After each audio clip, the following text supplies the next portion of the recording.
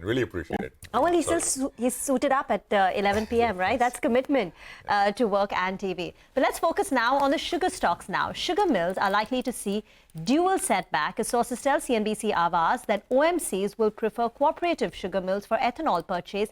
And the second one is the increase in ethanol prices could be lower than what was hoped and proposed. To discuss the implications, Atul Chaturvedi, the executive chairman, and Shree Renuka Sugars is now with us on the show now. Mr. Chaturvedi, thank you for joining in. First, let's talk about the pricing bit, because after lifting the restrictions on ethanol production, the industry was optimistic about a hike in ethanol prices. But now sources seem to be suggesting that the price hike could be lower than anticipated. According to you, what was the hike that you have proposed, and what are you hearing? What may actually come? Well, we've been hearing about ethanol price increase since September, but somehow or the other, it has not seen the light of the day. And now your sources are saying that the increase could be only marginal at around 1.5 rupees or somewhere around that. We were expecting that the difference between maize ethanol, which is currently priced at around 71.86, and cane juice ethanol will be bridged this time round. And we still are hopeful, because we've still not heard the final word on what the new ethanol prices would be. But if it is 1.5 rupees or thereabouts, I'm sure it will be a big disappointment as far as the sugar sector is concerned. Let's face the fact that the FRP of sugar has actually gone up. And this year, the industry is going to be paying much higher for the cane which they will be buying. So there's no reason why cane juice should be priced lower than maize. In fact, we were expecting that this bridge, the difference between the two would be bridged. But your report seems to suggest otherwise. Let's see what is lying in store for us. Okay, but you've not officially heard anything from the government as of now on the pricing, but assume it comes at 1 to 1.5 rupees. What would be the margins? Will the operations be viable, and what would your profitability look like? No, in fact, at this point of time, at the current prices, what realization we get from ethanol equivalent to sugar is anything between 36 and a half. And if it is 1.5 rupees, in fact, you would probably see returns from sugar equivalent would probably go up marginally by about a rupee. So which means it could go up to 37.5 or thereabouts. But the industry will continue to not do well if the increase is only marginal.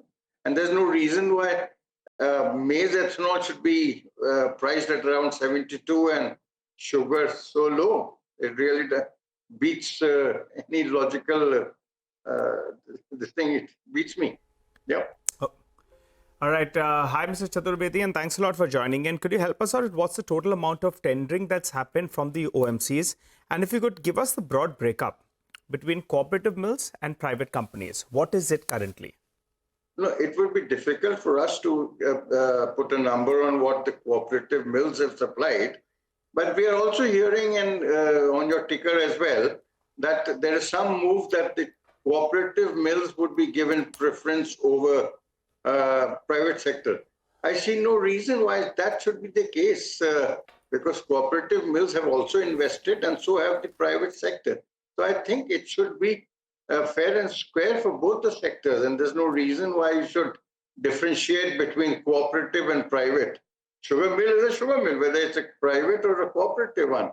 So let's hope this does not happen, because in any case, the private sector has also invested quite a lot in putting up, scaling up the distilleries in the country.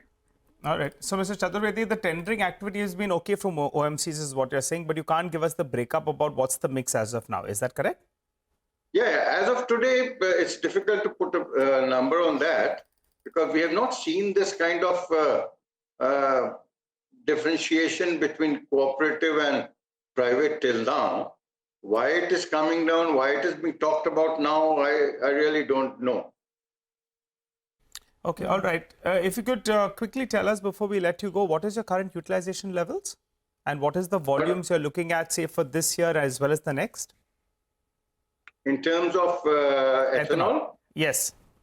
If you really look at the ethanol scenario, what the Niti Aayog had actually suggested was that 55% of the ethanol should be coming from the sugar sector and about 45% from the grain sector. This was the original plan basis which all the expansions have taken place. But now what we are seeing is the positions have turned absolutely upside down. Now, grain sector is supplying something like about 60% of whatever the OMCs are buying, and sugar sector, which was at the forefront of this campaign, is now doing only about 40%. So in terms of quantity to be supplied by the sugar sector, I think this year we would be supplying, or rather diverting, about 4 million tons of sugar equivalent towards ethanol. So that would be close to about 4 billion liters as well. Mr. Chaturvedi, good morning. Prashant here. Just one, to come back to that cooperative's point, you said, well, mill is a mill, right? So there should be no difference. But what could be the motivation, do you think? If it were to be done, can you think of any reason why it would be done that way? I really have no reason to believe that the government should be differentiating between cooperative and private. A mill is a mill, and both are servicing the farmers, and both are buying cane from the farmers, and both are actually operating the same scenario. So why should one be differentiated with the other? That actually beats my imagination. I don't see any reason why that should be done. It doesn't go down that road. Thank you very much, Mr. Chaturvedi, for joining us.